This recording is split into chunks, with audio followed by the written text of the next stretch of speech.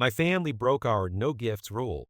Then I found years of charges they never mentioned. At 38, I believed I had decoded the algorithm of family harmony. My career provided stability, my marriage to Rebecca felt unshakable, and our two children thrived in their elementary school years, finding more magic in cardboard fortresses than any manufactured toy could ever deliver. I was the person who untangled technical mysteries, cataloged birthdays in my mind like sacred dates, kept our family conversations alive across digital distances, and quietly shouldered financial burdens that somehow never earned a place in dinner table conversations. But that December evening, surrounded by the scent of artificial cinnamon and the dusty warmth radiating from an overworked space heater, I witnessed something that would demolish every assumption I'd constructed about loyalty, fairness, and what it truly means to belong to people who share your blood. Christmas Eve arrived with that peculiar stillness that precedes revelations. My parents' living room felt smaller than I remembered, walls decorated with the same faded garland they'd been recycling since my childhood. My younger brother Marcus strolled through the door 23 minutes past our agreed time, designer sunglasses perched on his head like a crown, as though he just descended from some glamorous altitude the rest of us could never reach.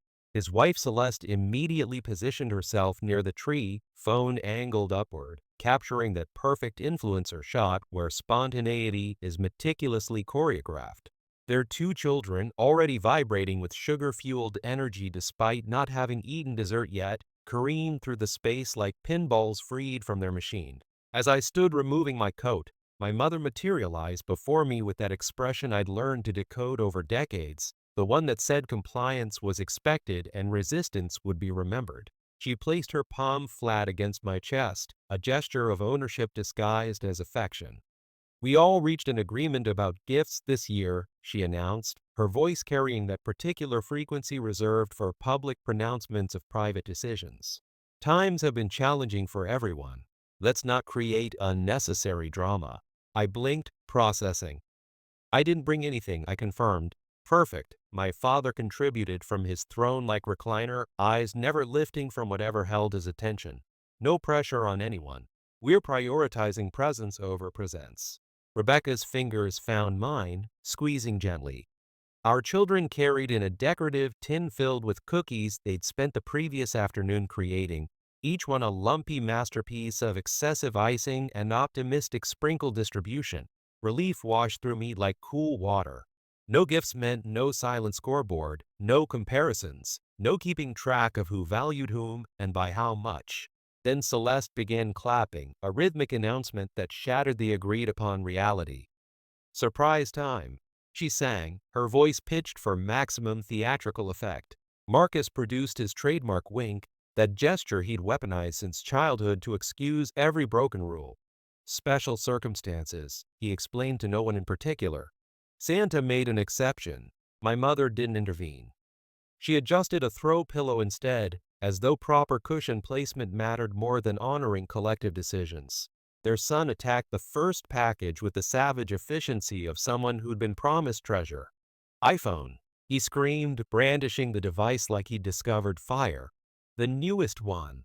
Their daughter peeled wrapping from an envelope that revealed concert tickets. 3 consecutive nights of VIP access to a performer whose glittered face adorned my own daughter's school notebook. A fantasy she'd mentioned once and never dared request. The largest box came last. When the paper fell away, it revealed a gaming computer that could probably run a small space program, LED lights pulsing like a nightclub's heartbeat. A handwritten card attached to the top read for homework too, as though anyone believed that fiction. The room detonated with excitement. My father actually rose from his recliner, hands clasped behind his back, nodding with that particular approval he usually reserved for luxury vehicles he'd never purchase.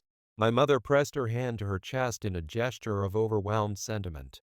"Oh, Marcus," she breathed, and her smile could have powered the string lights. Marcus shrugged, that calculated casualness that said he'd planned every moment of this reveal. "It's Christmas," he offered, his eyes finding mine like a challenge wearing a grin. My son studied his cousin's phone with the intensity of an anthropologist discovering alien technology. He glanced at his little sister, then back at the tin of misshapen cookies they'd made with such careful pride. "Can we play with the boxes after?" he asked quietly, his voice carrying that heartbreaking hopefulness of someone trying to find value in leftovers. My daughter clutched the cookie tin against her chest, her bottom lip doing that trembling thing she despises because she thinks it makes her look weak. She wasn't weak. She was learning in real time that fairness was a fairy tale told to children who hadn't yet accumulated enough disappointments to know better. I heard my own voice emerge, flattened by disbelief. "So the no gifts agreement was what, exactly?" My mother's head tilted with practiced sympathy. "Nobody said you couldn't bring something modest." Her gaze traveled down my sweater like she was tallying failures. "Besides, Marcus contributes so substantially throughout the year. Allow him this moment of generosity." Celeste's laugh cut through like glass breaking. "Don't be so sensitive, Christopher. You know how you get about these things." My father smirked without meeting my eyes, a dismissal more cutting than any direct insult. "You're making something from nothing," he said. I looked at my children. Rebecca looked at me. For one suspended second, the room felt like it was underwater, all sound muffled and distant. I wasn't going to perform my devastation for their entertainment. I wasn't going to construct arguments over wrapping paper and rules that apparently only applied to people who lacked the audacity to ignore them. "Coats," I said quietly to my two. I kept my expression neutral, as though this was simply the natural conclusion to the evening. I helped my daughter navigate her arm into her sleeve. My son placed the cookie tin back on the entry table with extraordinary care, as though those crumbling creations were made of something more fragile than sugar and flour. My mother moved forward, her face arranged in theatrical concern. "You're not leaving." "Don't be ridiculous." Marcus's grin stretched wider. "Come on, man, stay. It's not that serious." I opened the front door. December air rushed in, cold and honest, cutting through the manufactured cinnamon scent. "Merry Christmas," I said. I didn't slam anything, didn't deliver a speech. Just walked with my family down the steps and into the frost that felt more like truth than anything I'd experienced inside that house. You don't arrive at a night like that from nowhere. You construct it brick by brick with 1,000 small surrenders, each one feeling reasonable in isolation. I grew up in a household where money functioned as emotional weather. When my father felt generous, bills evaporated like morning dew. When his mood darkened, a light left burning became evidence of my fundamental wastefulness. My mother's love arrived with spreadsheets attached. "We sacrificed so much for you," she'd remind me, then present an invoice disguised as nostalgia. Marcus was anointed early as the golden child, loud and magnetic, riding luck like it was a skill he'd earned rather than a circumstance he'd inherited. When teachers called about his disruptive energy, my mother translated it as giftedness. When I brought home academic honors, she'd say naturally, and suggest I keep quiet so Marcus could concentrate on whatever he was concentrating on, which was usually nothing productive.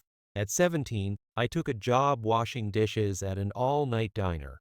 Marcus used the car I'd saved for because his gas money situation was temporarily complicated, which was family code for he spent it on something else and someone needs to fix it. At 19, I co-signed a credit card application so he could build credit. He built it the way some people build funeral pyres, late fees and cash advances, and eventually tears when my mother discovered the statement. "You two figure it out," she said, passing the bill to me like a baton in a relay race I hadn't agreed to run. I figured it out. I always did. Fast forward through years that blur together. I married Rebecca. We rented a modest 2-bedroom apartment with a window that squeaked in the wind. Our children shared a room and treated it like adventure camping. I worked in medical administration, tracking spreadsheets and managing systems. Rebecca taught kindergarten, returning home with glitter embedded in her hair like medals from tiny wars. We lived within our means, sometimes slightly under them. I tracked subscriptions, juggled payment dates, packed lunches that cost less than a coffee, made lists that kept our small ship afloat. My paycheck wasn't impressive, but it was clean. Every dollar had an assignment. The family group chat had different ideas about assignments. "Mom, Netflix is behaving strangely." "Christopher, can you investigate?" "Dad, ESPN login issue again." Marcus, "Hey bro, can you add me to your Amazon account?" Celeste's card is being weird. Being weird was family code for maxed out or declined or some other financial reality they'd rather I solve than they confront. I added them. It was simpler than the alternative, which involved conversations about boundaries that would somehow transform me into the villain. $30 here, 17 there, 96 annually for something nobody could quite explain. A steady drip that eventually fills buckets. Marcus's employment changed with the seasons. Sales positions, startup ventures, a YouTube project that never materialized, a blog phase where he wrote about hustle culture from a couch whose internet I was financing. Invest in me, he said once, completely serious. We're family. I didn't invest. But I did purchase his children's school shoes when Celeste texted me at nearly midnight with emergency in all capitals, which turned out to mean she'd forgotten they started class in 8 hours. The next morning, my mother posted a Facebook memory about how proud she was of both her sons. The comments flooded toward Marcus. When we bought a used minivan, my father said, "Fancy." When Marcus leased a truck larger than our kitchen, my father said, "You only live once." When we skipped a vacation to repair a leaking sink, my mother asked why we were so negative about life. 2 summers ago, my father forgot property tax payments. He called me with that particular tone that blended urgency with casualness, as though he was asking me to pick up milk rather than prevent foreclosure. "Buddy, we could lose the house." I arranged a payment plan, sat with him at their kitchen table setting up automatic drafts, explaining each step like I was teaching someone to tie shoes. He nodded through the instructions like a tourist absorbing information he'd never need again. My mother made lemonade and told me I was a good son. A month later, she told a neighbor she'd managed the entire crisis herself. Her organizational skills had saved the day, wasn't she something? When their internet failed, my phone lit up like an emergency broadcast. "The television is displaying something about DHCP," my mother reported, pronouncing the letters like they were a terminal diagnosis. I drove over. Rebecca watched our children and texted bring milk because she understood these visits always lasted longer than promised. I crawled behind their entertainment center, dust coating my mouth, checking cables and resetting routers, while Marcus arrived mid-crisis with a six-pack. "What's up, nerds?" he said, opening a bottle. My father laughed like Marcus had said something brilliant. I fixed it. Nobody said thank you. My mother asked if I could stay to help Celeste choose rug colors from an online catalog because apparently my evening was available. Every December introduced a new gift protocol. No gifts this year, after Marcus's third consecutive job termination. Only homemade items, after Celeste's boutique collapsed. Secret Santa with a $25 limit, after my father's medical procedures generated bills.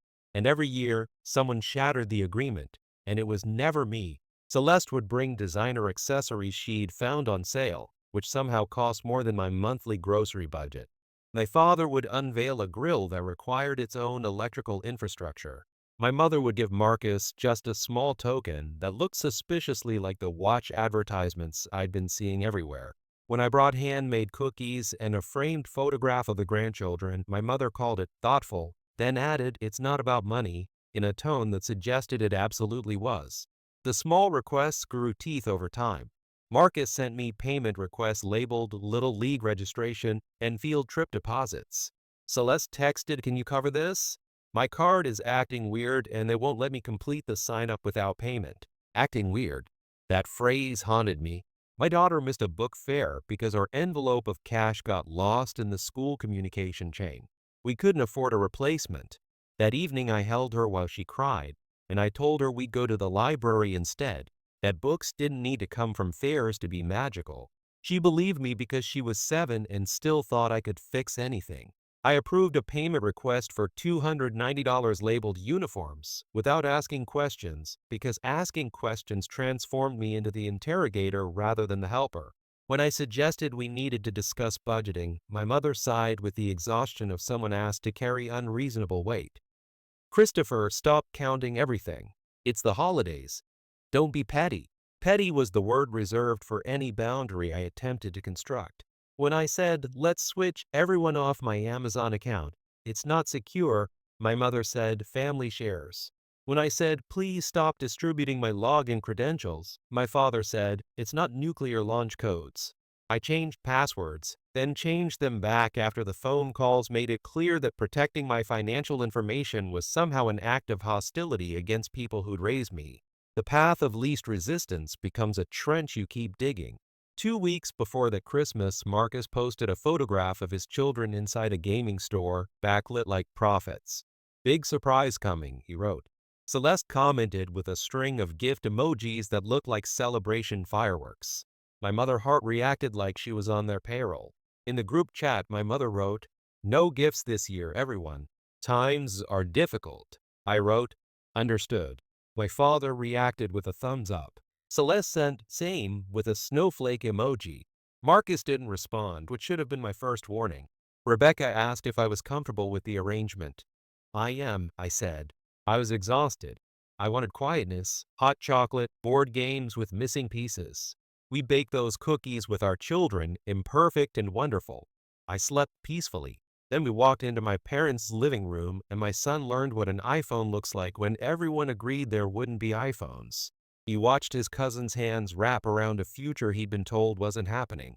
My daughter hugged that tin of cookies and tried not to cry because crying makes grandmother say dramatic, and being dramatic is apparently worse than being heartbroken. People think the worst part is the presents. It's not. It's the narrative they construct around them. The way my family can bend any rule into a circle that fits around Marcus like a halo, while I'm left holding a ledger I never asked to keep, accused of counting when all I'm doing is trying not to drown. In the car afterward, our children were silent. Rebecca activated the seat warmers, slow heat rising against the cold. Nobody blamed me. Nobody said anything.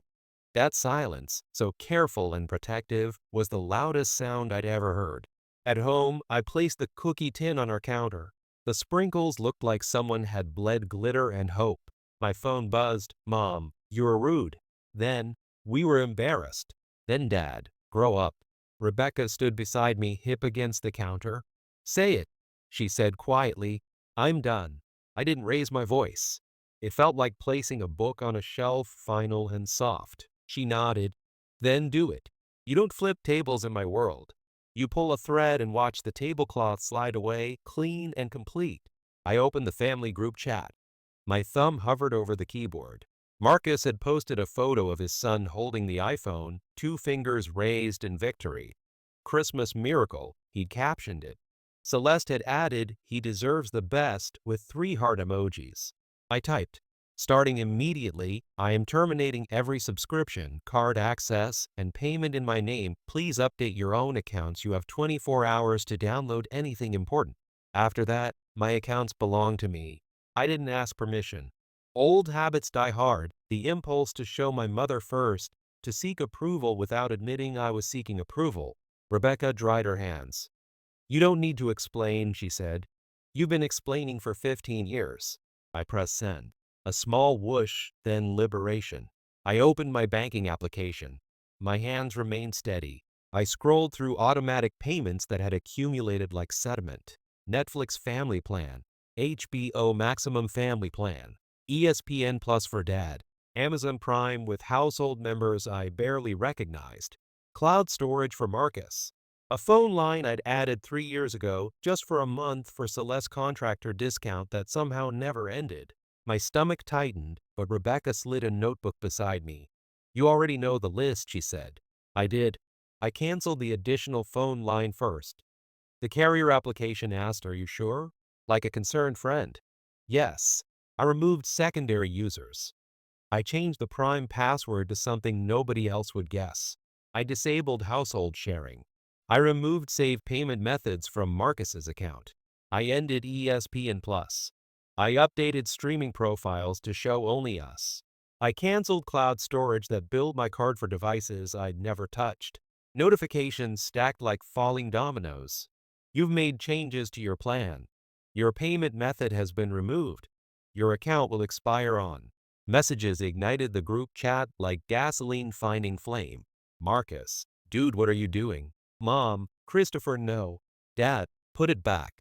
"Celeste, AREYO, you serious, right? NOWITS Christmas." Me, "Yes, it's unsafe to share accounts and cards, handle your own." Marcus, "Wow, power trip." Mom, "We'll talk tomorrow." I muted the chat's alerts. Not the group, just the noise. Rebecca handed me hot tea. It smelled like mint and fresh starts. At midnight, I logged into our joint credit card and removed Marcus as an authorized user. I disabled one-touch ordering on Amazon. I canceled 3 subscriptions I'd forgotten existed until the app flashed them in red. At 12:43 a.m., I saw it. The old gym membership my father had placed on my card after he lost his wallet. He'd never gone, not once. I canceled it. The app asked if I wanted to leave a reason. I typed, "No longer useful." I wasn't angry. Anger had been consumed earlier in the space between iPhones and "don't be dramatic." This was something else. I felt like I was finally clicking seat belts that should have been fastened years ago. At 1:17 a.m. Rebecca went to bed. She paused in the doorway. "I'm proud of you," she said. My chest pulled tight in a good way, like being embraced from the inside. At 1:35 a.m., I added fraud alerts to my cards, set travel notifications for our spring vacation plans, enabled two-factor authentication everywhere it had previously been optional faith. At 2:11 a.m., I created a new family group. Meet Rebecca, our children as future placeholders for when they're older. I named it Heart Home. I sent one message, "Movie night tomorrow. Popcorn, your pick." My son's tablet dinged from his room. He'd see it in the morning and smile. By 2:40 a.m., I was finished. Not perfect, but done. I slept. At 6:14 a.m., the doorbell rang.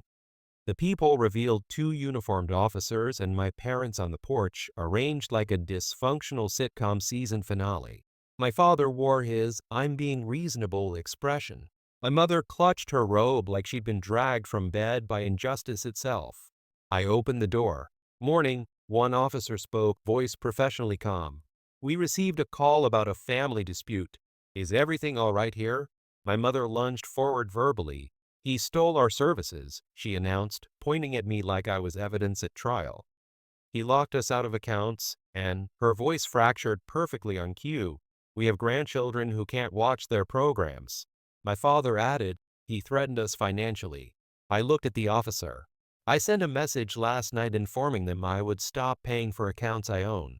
All login credentials and cards are in my name." There were no threats, just boundaries. The second officer glanced at my mother. "Ma'am, this sounds like a civil matter, not criminal." My mother's face shifted tactics. "He's unstable," she said, her voice dropping to concerned whisper. "We are worried about the children." She attempted to peer past me, as though my living room was a crime scene requiring inspection. Behind me, Rebecca stepped into view.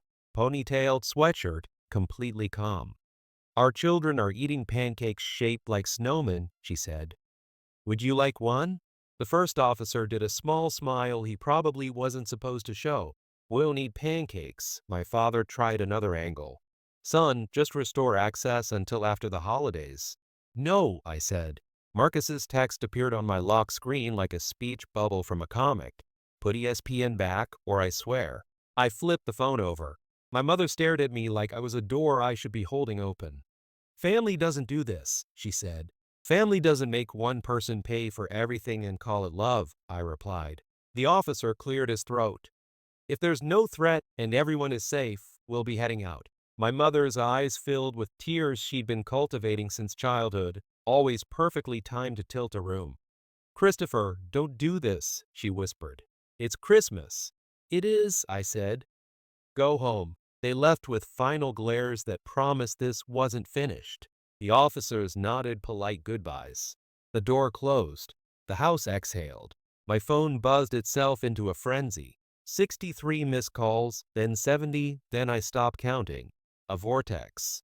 Mom, Dad, Marcus, unknown numbers that were probably Celeste using someone else's phone. Celeste went full capitals in the group chat. "My kids can't watch anything." Marcus sent a voice note I didn't listen to. Dad texted, "We raised you better than this," like it was a bill I owed. I made coffee. Rebecca flipped snowman pancakes, their eyes slightly crooked. Our son asked what VIP meant. I told him it means someone decided you were important. He nodded like that made perfect sense. At 9 o'clock, my mother called from a different number. I answered because a clean break meant I could choose my moments. "You're humiliating us," she said. I'm not posting anything, I replied. I canceled my payments. You're punishing your brother's children. I'm feeding my own. Silence then. We did so much for you. You did some things, I said. I did a lot for you. That ledger works both ways. She inhaled sharply. Money isn't everything. It was last night. Click. At 10 o'clock, Marcus called and went straight to attack mode. You petty little. Stop, I said. I wasn't loud. Here's what's true. You used my cards. You used my login credentials. You didn't ask, you got used to it. You assumed my wallet was a family resource. It's not. Get your own accounts if you need help setting them up. I'll send you instructions. You think you're better than us, he said. I think I'm done being your bank. He laughed like coughing. You want us to fail. I want to stop failing my own family. He reached for the oldest tool in the box. Mom said you were always jealous. I was tired, I said. We're not doing this. I hung up. I didn't block anyone. I wasn't running. I just wasn't available. By noon, my mother sent a long message in the group chat, a performance I could have written myself. We love you, but this is not how family acts. Your father and I are disappointed. Marcus is devastated. The children are confused. Please remember all the times we've supported you. It came with a photo of last night's gift pile, everyone smiling like a commercial. I replied once, I will no longer share accounts, cards, or bills going forward. Any help will be discussed and documented. No surprises, no guilt. Dad texted privately, you're making your mother sick. Put it back. Me? No. Celeste, guess we know who you really are. Me? Yes. Then something strange happened in that chat. My aunt, who'd been digital wallpaper for years, wrote, Good for you, Christopher. Cousin Benjamin added a thumbs up. My late uncle's wife, who rarely spoke, wrote, We did this last year. Best decision we made. The thread hiccuped. Mom left the chat. Dramatic exit. Celeste followed. Marcus renamed it Family Without Traitors. Then he left too. My house got peaceful. The children built a pillow fort. Rebecca crawled inside with them and texted me a photo of 3 heads in a row, all hair and soft cheeks. I saved it. In the afternoon, I opened a spreadsheet. Old pattern, but this time it wasn't for plugging leaks. It was a list of things I could add back to our life now that the drip had stopped. Swimming lessons. New boots for Rebecca. The library fundraiser my daughter wanted to support with sticker money. A weekend at the inexpensive cabin by the lake in spring. I named the file Yes. At 3 o'clock, Dad left a voicemail. Your mother is crying. The manual. I deleted it. At 4 o'clock, my half-sister, someone I shared awkward holidays with but little else, texted me for the first time in months. I'm proud of you. I canceled my Amazon family last year. They still bring it up at Thanksgiving. I bring pie and ignore them. Thanks, I wrote back. She sent a pie emoji and a tiny knife. We both laughed, even in text. By evening, the storm moved from outrage to quiet problem solving. They were setting up their own accounts, discovering that free trials require calendar reminders. My mother posted a photo of a half-completed jigsaw puzzle. Caption, making our own fun. A dig I didn't take. We did movie night. Our son picked an old animated film. Our daughter picked the couch corner that swallows you whole. I made popcorn in a pot because the microwave version gives Rebecca headaches. Mid-movie, my phone buzzed with a message from a streaming service. We noticed you canceled. I laughed out loud. The kids shushed me dramatically. After bedtime, Rebecca and I sat at the table, elbows touching. I thought your dad would push harder, she said. He will, I said. He needs an audience. What happens now? We keep our money, I said. If they want something, they can ask. If we say yes, it's with boundaries. And Christmas next year? We'll be out of town, I said. The idea landed clean. Somewhere with real cinnamon. We cleaned the kitchen. It felt like wiping a whiteboard after years of permanent marker. A few days later, my mother texted a single line. Are we still invited to the kids' recital? I stared at it. Only would read it 3 times, searching for traps. I read it once. Yes, I wrote, please don't bring gifts, just come on time. She replied with a period. Not yes, not no. A period. Fine. Marcus hasn't called since the blowout. He made a social media story about fake family and haters. Celeste liked it with 3 fire emojis. Their kids called our kids to ask if they could still come over to build forts. Sometimes yes, we said. Our door is not a bank, it's still a door. My father tried one more be a man voicemail that sounded like a timeshare pitch. I didn't call back. I don't need to defend a boundary that keeps my house standing. I keep thinking about my son at that tree, pretending the box was the entertaining part. I keep thinking about my daughter's grip on that tin of imperfect cookies. I grew up trained to believe that love meant proving your worth in small payments, receipts kept forever in case you needed to defend your membership in the family. I'm done paying for permission to be respected. Now the house is quieter. The budget is honest. Our children ask, can we get the hot chocolate with the mini marshmallows? And I say yes, without checking if Marcus needs gas money first. Rebecca stopped carrying a receipt pile in her purse, just in case. I unsubscribed from a dozen family emails that were never mine. Last night, my aunt texted me a screenshot. My mother had started her own streaming account. The profile icons were generic, no cute names, just user one. It made me laugh. They'll survive. They always do when they have to. Here's what I understand now. I can't make my parents fair. I can make my home safe. I can't keep Marcus from choosing spotlights over grocery lists. I can choose not to light the stage for him. If my children learn anything from this, let it be that love isn't a tab you keep open out of guilt. It's a table you sit at because everyone brings something, even if it's just salt and a decent joke. I didn't end Christmas. I ended the story where I'm the extra wallet with a smile. I'm still the one who fixes Wi-Fi, remembers birthdays, keeps conversations from dying. I'm still me. I'm just not their bank anymore. No more shared cards. No more secret add-ons. No more acting weird when a card declines that isn't mine. If I help, it's clear. It's planned. It's mine to give. I'm not overreacting. I'm done being used. And that's the whole moral, simple as a snowman pancake with crooked eyes. I will not be punished for having boundaries. I will not confuse access with love. I will not teach my children that generosity means ignoring unfairness until it feels normal. They can keep their VIP tickets. I'll keep my family. And this time, I'm the one who decides who gets in.